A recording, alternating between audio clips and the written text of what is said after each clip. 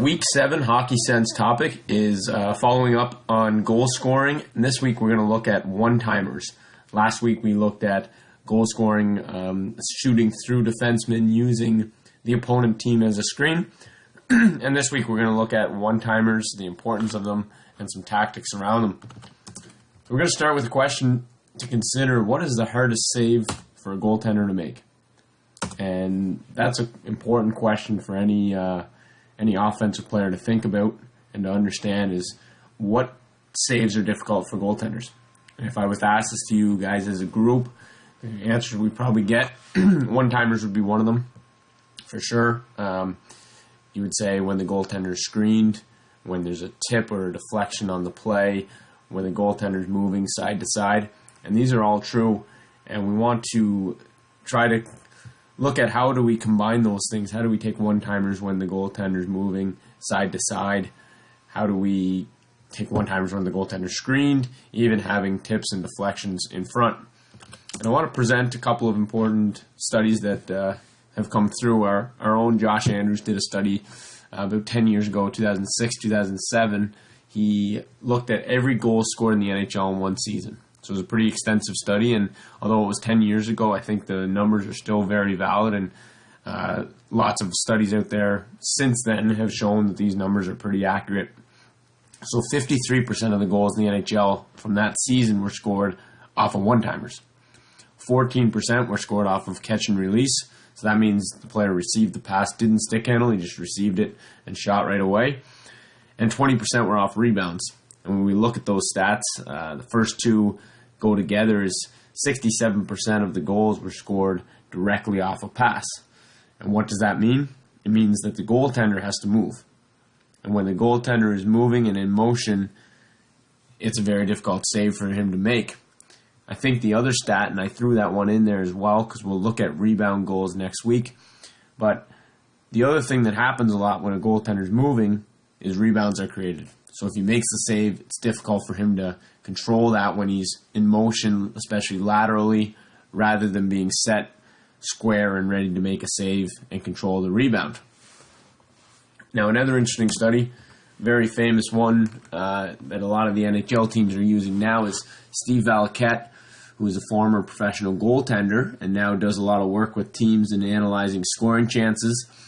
He coined this term Royal Road. And that's what's identified here in this picture, below the tops of the circles and an imaginary line at the midpoint here of the net.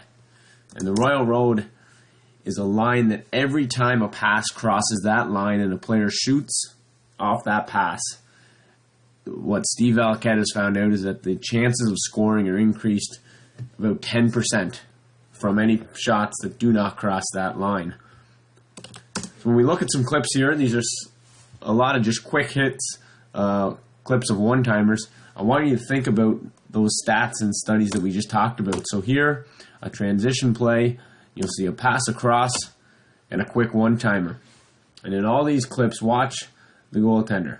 The goaltender is sprawled out. He's moving side to side laterally.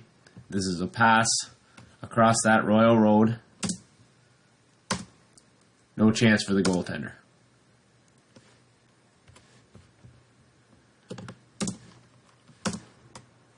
We'll look at it once more from another angle.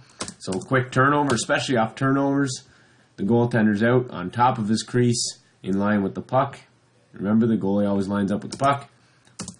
And as the pass comes across, this player has nothing but net to shoot at. Another example, pass across the Royal Road. Even though the goaltender's there, that's a very tough play for him to get across and make the save.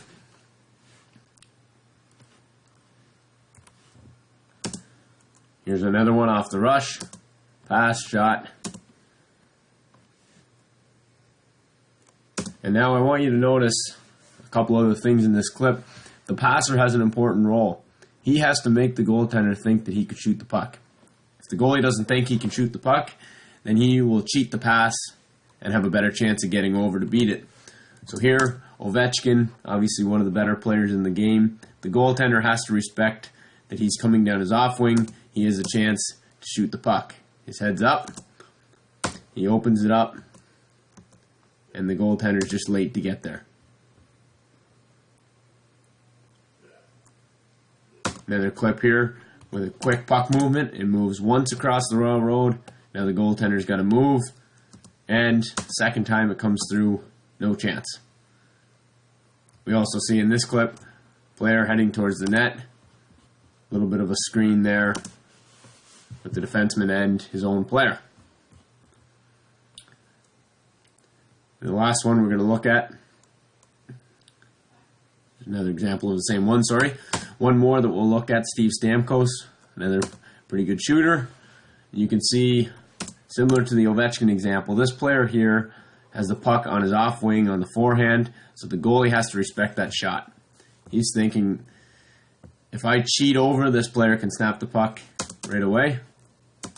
I'll pass across the Royal Road, and no chance for him to get there.